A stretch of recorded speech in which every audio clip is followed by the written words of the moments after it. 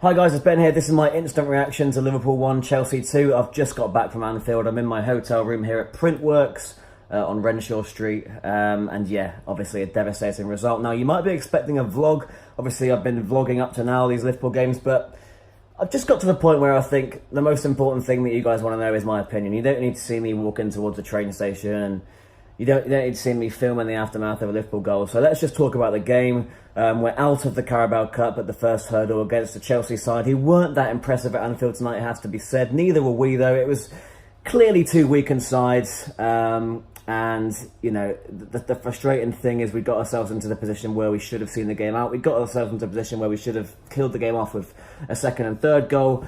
Never came, and it's a sloppy equaliser from Chelsea. Obviously, I've not seen it because I'm down the other end in the Kop. But, you know, the free kick is soft. It's given away, according to what I've seen on Twitter and stuff. And then again, you know, Barkley gets the header on it. He's supposedly offside, or part of him's offside, which, you know, should see the goal ruled out. It goes to VAR. But anyway, Mignolet gets a save on it. It comes out to Emerson. He taps it in. And the winner, do you want to be critical of Naby Keita? Do you want to be critical of Alberto Moreno? I think both could probably do a bit better. I think in that situation, you've just got to bring him down, especially if you're Naby Keita and he's hugging. You know, he's got chalk on his boots there, Hazard. He's quite wide. Keita's got a chance to bring him down. Moreno just, you know, where do you start with Moreno? I mean, it's a great finish by Hazard. It's a goal fit to win any game. But Moreno's performance goes a lot further than just that Hazard goal. It was a disgraceful is harsh, but it was a typical Moreno. Hasn't been in the team for a while. You just want to get him in there as a bit of a rotation, give Robertson a rest, and he just does things that you're just taught as a kid not to do. Like there was one instance in the first half when Victor Moses wants it to his feet from Azpilicueta. He receives it. Moreno gets so tight to him that Moses can just little flick around the corner and he's away from him. And it's just the absolute basics of defending that Moreno is just fundamentally unable to add to his game. Hasn't been able to for a long time. It's staggering that he's still here in 2018, having signed in 2014 and been dreadful ever since. You know, I mean, there was that mini resurgence last season when he got a run of games before Robertson was brought in. But God, that's got to be the last time we see him in a run of games in a Liverpool shirt. I'd rather see Joe Gomez at left back. I'd rather see Nat Klein at left back. But speaking of Nat Klein, I thought he was quite shy tonight. He just didn't look like he was quite comfortable. You know, Trent's got such enthusiasm and such willingness to get forward, and don't know, doesn't back out of any tackles. He's just wants to get stuck in. Klein just looks like he was almost hiding a little bit. That might be harsh, you know. He's not played in a long time and he's probably just trying to feel his way back in. Same can be said for Lovren, who I thought wasn't quite all there. Matip, wow, I mean, to think that we considered him to be like what we consider Van Dijk now, the answer to all of our defensive problems. The reason we were losing games in 2016-17 was supposedly when he was out. You know, we never lost with him in the team. And then suddenly he was at the scene of crimes. And yeah, that back four that we saw tonight, Klein, Matip, Lovren and Moreno, that's a back four that got us to a position in 16-17 where, you know, we could have gone on to win the league. I think we were top in November at one point. I know Milner played most of the games at left back and it was kind of rotating with Moreno, but Mignolet was in goal as well. So, I mean, we've come a long way, you know, to be looking at that team out there now, that the defence at least, and say, Christ, thank God that our first team is nothing like that. In the midfield, Fabinho makes his full debut, and mixed reviews on him, I think. You know, just from the Instagram live that I did and comments on my Instagram and people tweeting. Some thought it was brilliant, some thought it was man of the match, some thought it was dreadful. You know, as often is the case, it was somewhere in between. I thought he was quite sluggish first half, got caught on the ball a little bit. Second half gets into it. I thought when he dropped a bit deeper, and you know, when we had possession, he was absolutely fine. He was comfortable. His positioning was good. His passing was fine. But under any sort of pressure, when Chelsea were pressing a bit, he struggled. And I don't know. Maybe it's communication with his teammates. I'm not sure. It's going to take him a while. But you can see why he's not starting every game. I mean, I always get comments saying Fabinho should be playing, but you know, let's give him time to bed in. Let's get him time to get used to English football, because as promising as he looks, and as easy as it is to tell that he's got so much class about him, he's not up to speed yet. It's simple as that. He's not up to speed in the Premier League. Jordan Henderson is. Like, Jordan Henderson came on today, wasn't his best game. His passing was off, but he knows the tempo and he knows exactly how the Premier League is, and he is a class operator. And I expect him to start on Saturday. I expect James Milner to start on Saturday. He was hooked after an hour. Didn't think he played well tonight, to be honest with you. I thought it was his worst display of the season. I thought it was just quite slow and looked a bit leggy, if anything, which obviously can happen when you're in your 30s. But he is our fittest player, so I don't know, just not enough light for him. Naby Keita, I thought, played pretty well. You can be critical of him for the second goal, but I don't know. I thought he defensively he carried out his duties with ease, and going forward he was a threat. A couple of nice shots that Caballero did well to palm away. Just thought it was a nice ease back in performance for him.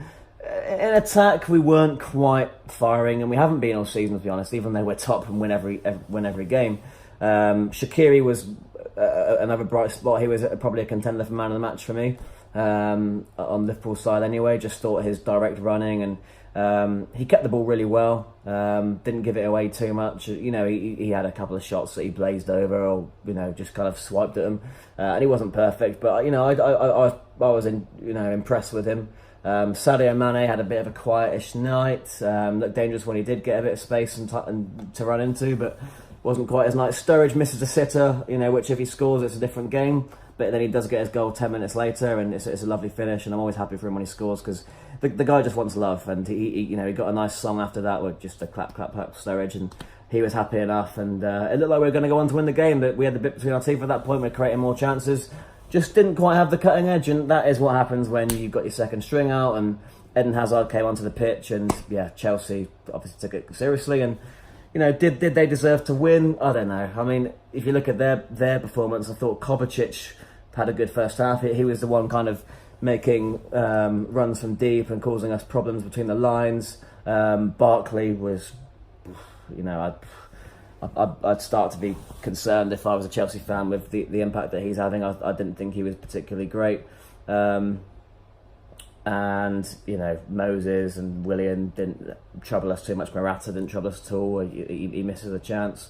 Defensively, I guess they didn't look too troubled, but it was just one of those games, a really forgettable game, to be honest. And we can all kind of talk about how much we want to be in the League Cup, how much we want to win it, and we all haven't won a trophy in so long, and there's a lot of frustration around that, and it is one of the easier ones to win, obviously.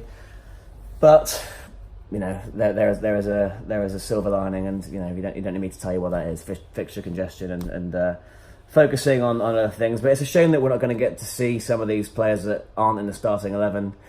I'm not talking about Moreno here, but I'm talking about maybe Fabinho and even just seeing what Klein's got to offer, and Dejan Lovren, because these guys aren't going to get many opportunities, because the first 11 right now are absolutely smashing it. But anyway, it's a disappointing result.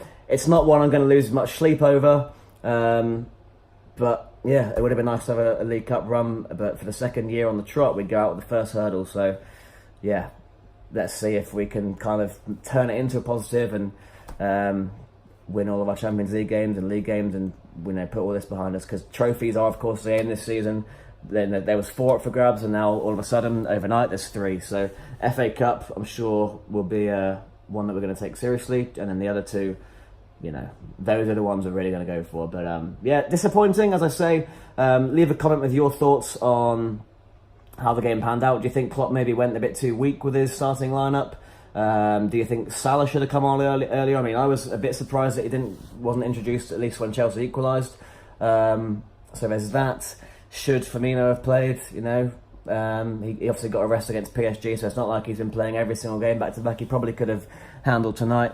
Anyone else missing that you feel like shouldn't? Maybe defensively we went a bit too weak. We didn't have any of our star defenders in there, which maybe one of them maybe could have been rested against Napoli. I think Mane might be rested against Napoli now that he's played here. So lots of talking points. And of course, subscribe if you're new to the channel.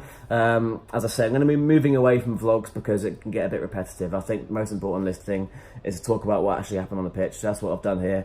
If you want to see more behind the scenes stuff and what I'm up to, then just follow me on Instagram, if Ben might say over there, Snapchat, Twitter and Facebook too.